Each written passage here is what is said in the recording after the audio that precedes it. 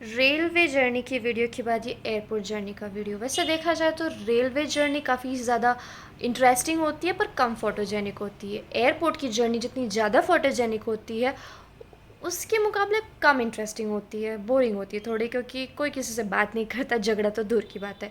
तो आइए देखते हैं कि मेरे एक्सपीरियंस के हिसाब से एक एयरपोर्ट की जर्नी कैसी होती है।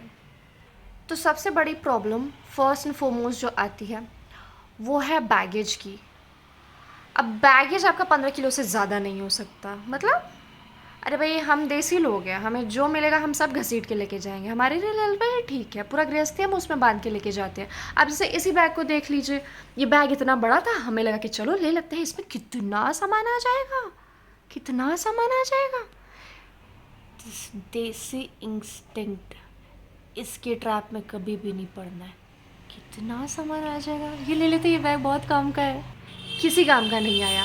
पहली बात तो ये, पूरा पैक करते जाओ करते जाओ करते जाओ, पता ही नहीं चलता बैग कब ठसा ठस भर जाता है। और उसके बाद अब मैं घर में तराजू कहाँ से लाऊं इतना बड़ा सा बैग नापने के लिए कि ये 15 किलो है या नहीं। कॉमन सेंस ने बोल दिया 15 किलो से ज़्यादा जा रहा है, पर 15 किलो से एग्जैक्टली कितना ज़्यादा जा रहा है। अंत में ये होता है आपके साथ, एक लंबा सा चिट्ठा फाड़ा जाता है। मतलब पैसे भी मैं भरूँ। पहली बात तो ये कि मैं ज़्यादा पैसे खर्च करके फ़्लाइट में जाऊँ, उसके बाद मैं कम सामान पैक करूँ और थोड़ा सा भी 19-20 तो अलग से पैसे मैं दूँ। हमारे लिए ट्रेन ही ठीक है भैया। समस्या नंबर 2, पता नहीं ये अंदर से कौन सी ऐसी फीलिंग आती है जो हर पल जब तक आप एयरपोर्ट तक पहुँच नहीं जाते आपको बोलती रहेगी, आईडी प्रूफ लिया, आईडी प्रूफ लिया। अरे मैंने आईडी प्रूफ रखा, मैंने आईडी प्रूफ रखा, हाँ रखा है, रखा है, रखा है। फिर भी जब काउंटर पे आपसे पूछा जाए आईडी प्रूफ दिखाइए, तो एक पल के लिए आपका दिमाग ज़रूर चकरा जाता होगा।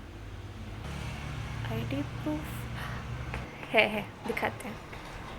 प्रॉब्लम नंबर 3, वैसे जो मशीन जैसा नहीं होता जिसमें वो एक्सरे करके दिखता है कि ये जो आप हैंड बैगेज ले जा रहे हैं इसमें क्या क्या है, वो कलेजा जो है ना, मुंह को आया रहता है, मुंह को। कैसे बेफिजूल के ख्याल दिल में आते रहते हैं।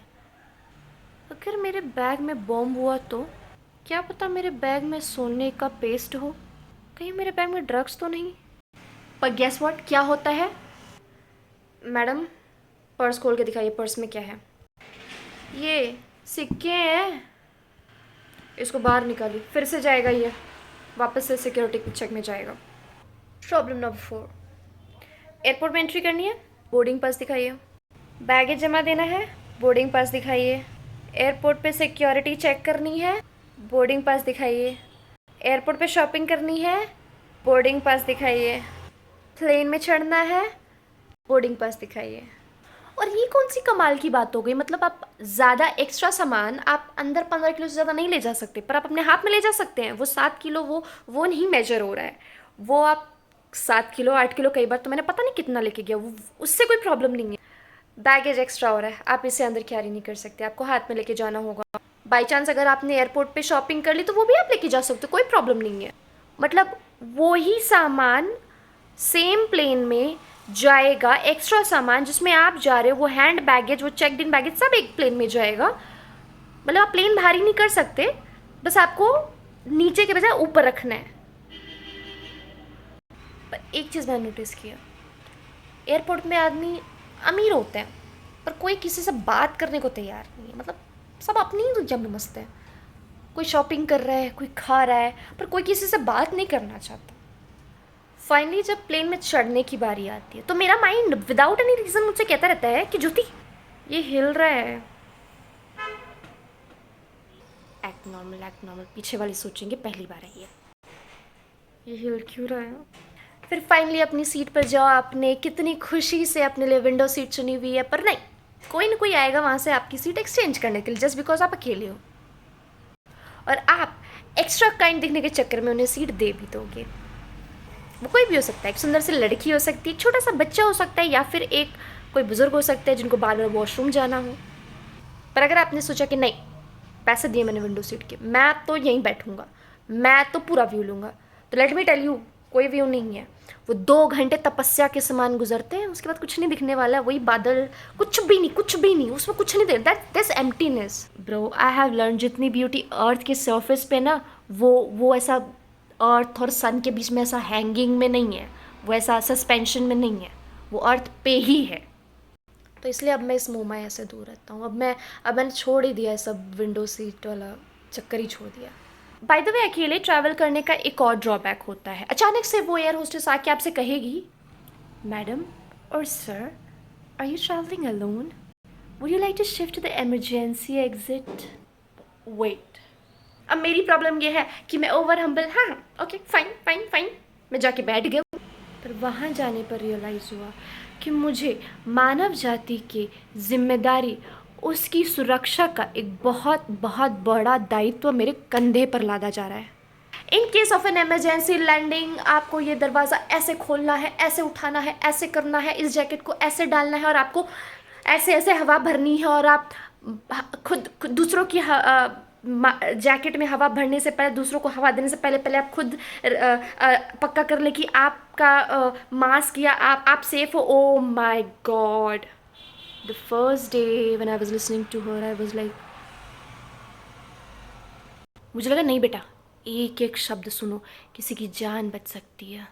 आई actually began to visualise that scene कि इधर मैं अकेली बैठी, उधर वो बंदा अकेला बैठा है। मतलब हम लोगों के ऊपर से सारे प्लेन के पैसेंजर्स की लाइफ पड़ी हुई है। यार सीरियसली सुनो वो क्या बोल रही है। पर अब तक इतने लोगों ने मुझसे वो विंडो सीट मांग चुका है ना कि अब मुझे ना बदला लेने का मन करता है। अब मैं ऐसा कुछ नहीं करने वाली, अब मैं खुद ही उतर जाऊंगी सबसे पहले। Just kidding, don't take it seriously.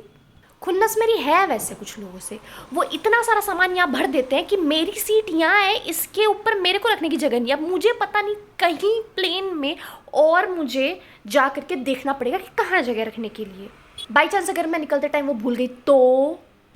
Anyway, plane की जर्नी ऐसी होती है ना कि आपको नहीं भी खाना होगा ना तो भी आप खाएंगे, क्योंकि वो इतनी बोगस हो जाती है ना कुछ टाइम के बाद। जब वो हवा में चल रहे होते हैं, परेशान हो जाते हैं, कुछ करने को नहीं होता, तो आप खाएंगे ही।